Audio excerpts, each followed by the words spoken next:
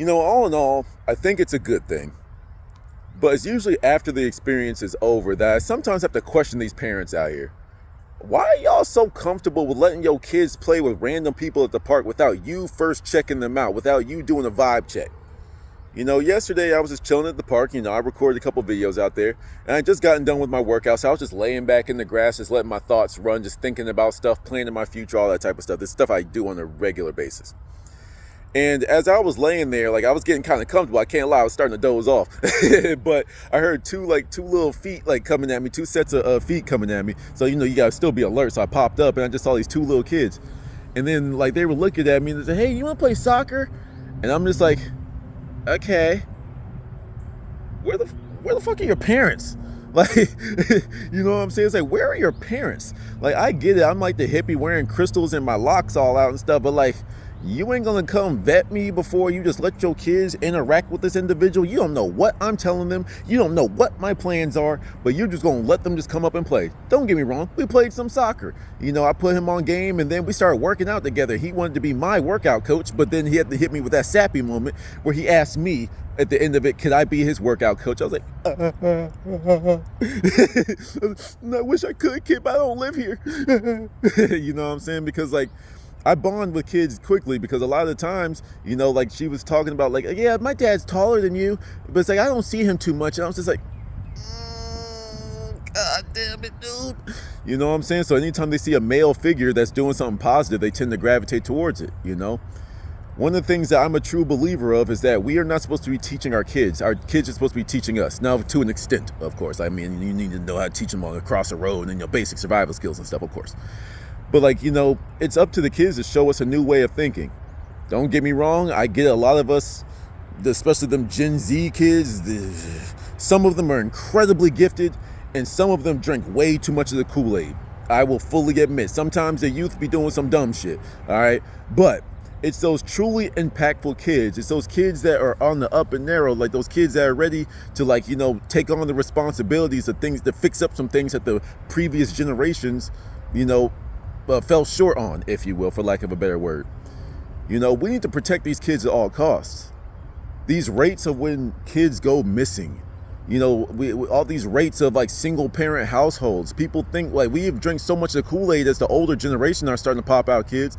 That's just I'm a strong, independent black woman. I don't need no man. Yes, the fuck you do. No, we don't need no bitches in our life. Yes, no, well, you don't need bitches, but but you do need women. Men and women need to realize we need one another, because we, the two people that came together literally to have these children, we need to work together to raise the new generation. But especially in the black household where they have incentivized single mother households. Once again, no slack to the mothers, anything like that. It's just a child needs the masculine and the feminine to grow up with in that healthy environment to promote balance. A woman cannot raise a boy into a man. I don't care. Yes, I'm not saying that every woman that raises a boy, that boy's going to be off or whatever. It's going to be up to that young man to raise himself to a certain degree or put himself around mentors and other men that can help him. Women can raise babies into boys, but they cannot raise boys into men. You can do a decent enough job to get them going, but it's going to be up to that young man. But likewise, a father cannot raise a woman. He could raise a baby into a girl, because what a man's going to do, he's going to make his little girl a little boy, essentially, because that's all we know. I don't care how mature you are. We're going to feel uncomfortable when you walk down that period stuff, the female products aisle, and you'd be like, why are there so many things that you shove into yourselves? But then that's the thing is too, man. We as adults need to realize that there's higher levels of information. This is the same stuff I always talk about in different topics of videos. We need to go out here and learn this. These tampons, all these stuff that you be you preach to your daughters that this is the way. There's bleach in those things. There's bleach. So when you put that inside of you, what's your body doing? It's absorbing it. That's why there's increased ovarian cancers and all that type of stuff and difficulties down there, because your body is literally absorbing bleach. There's organic forms of this stuff out there. Why are you just going to the thing that's the easiest to pick up off the shelves? We've already shown you in previous videos where it's the food that they give you has all these side effects based off of the ingredients in there. You think that their health products are any different? You know what I'm saying? It's like young men, we need to teach them that it's like the dog these bitches out. Hey, you don't love these hoes. Well, I guess hoes you don't necessarily love, but you still, as your role as a man, is you're here to protect people. You know what I'm saying? And we've missed the mark because like we have these toxic ass daddies out here too that just said fuck them, like fuck them and chuck them. All these little phrases that we come up with, and it's just like, what? So you gonna come out here, pop out kids, and then you just gonna run because you ain't responsible enough. But you want to go perform the actual act that makes the child. But you don't want to have the kid, but you want to perform the act and not accept the responsibilities, accept the consequences of your actions. That's some bitch shit right there. I'm sorry. Any father that has abandoned his child is just a whole bitch, and I'll say that to your face. I'll beat your ass, bro. Okay, cool. Beat my ass. Whoa, you beat up the nerd that spoke truth to you. That just shows how weak you are as a man. You're not a man if you abandon your child. You're not a woman if you abandon your child. That extra doesn't make sense. You held that baby in your gut for freaking 9 months, and then you have it, and then you abandon it. I'm sorry. I know there's different strokes for different folks, and I know there's some extreme circumstances for certain people's things. I get it, but I'm just speaking generally. You say, I don't want this baby. Man, nah, man, I ain't ready for that. I want to keep on being in these streets. There's a new life that depends on you now. And that type of stuff irritates me to a whole nother level because it does hit home.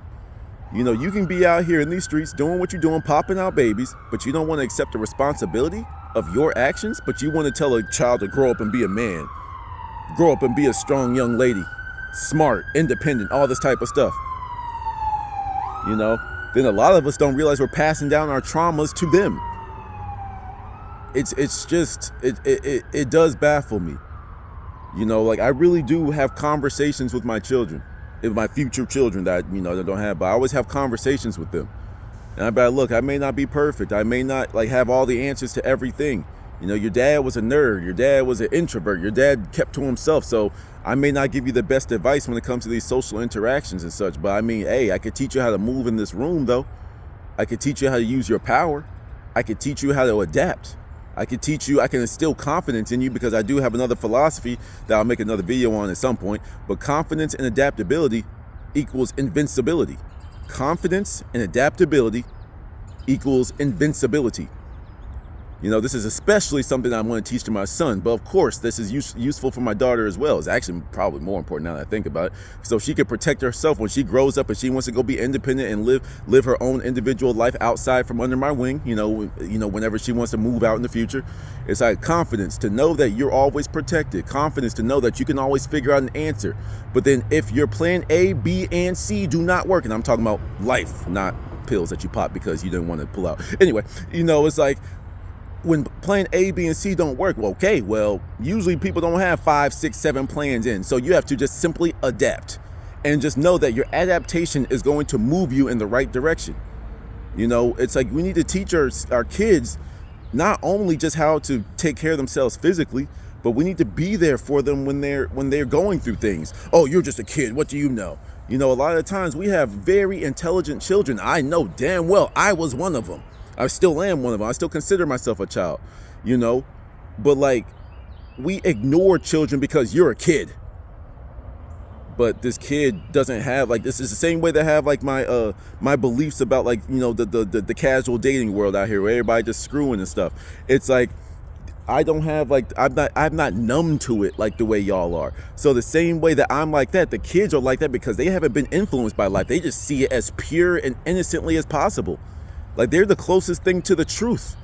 So when they speak, you should listen. Now they might have they might be missing a little bit of context and such, of course.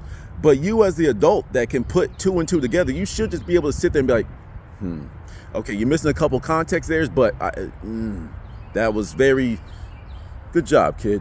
You need to tell your kids that you're proud of them.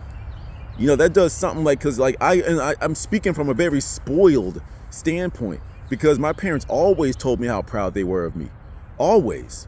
To the point that I expected my parents to be proud based off of the things that I did. Like, it was just normal for me. Yo, we're proud of you. Oh my God, I'm so proud of you, baby Piggy. I'm so proud of you. And I just be like, but then the older I got, I just got used to that. Because that set my standard, my baseline. My baseline behavior garnered positive attention, positive reinforcement from my parents. And when I deviated from it, I then got the balance of, my parents weren't necessarily proud of that. That they didn't react well with that. Okay, let me change my behaviors around. So I get that good reinforcement. But if you're always like, if you're the hard ass dad and you never tell your kid that they're proud, like I'm telling you, like it's like with like my dad always says, like, love you, boy, love you, cool. But like, when we be having our real talk sometimes, and he just be like, yo, it's a prince, I love you. And I just be like, love you too, man. You know what I'm saying? Because like dads need to be able to show that soft spot too. I know it's our job as fathers to instill the toughness, instill that mental grit, like pull yourself up by the bootstraps. So the world don't give a shit about you, so you gotta give a shit about yourself. Take care of yourself first. You know what I'm saying? I get that. That's what we gotta do. But every once in a while, we need to show, especially our sons out there, that it's okay to have emotion. It's okay to have compassion.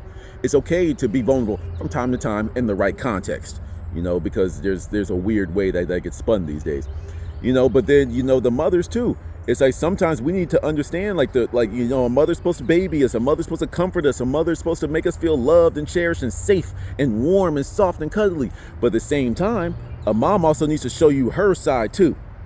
So from a young age, you are growing up knowing the wrath of a woman and the softness of a man. You see, that sounds backwards. Oh, he's gender flopping. No, I just said what men are supposed to do. I'm just saying a small aspect of that is like you have to show your other side too. That's just called balance.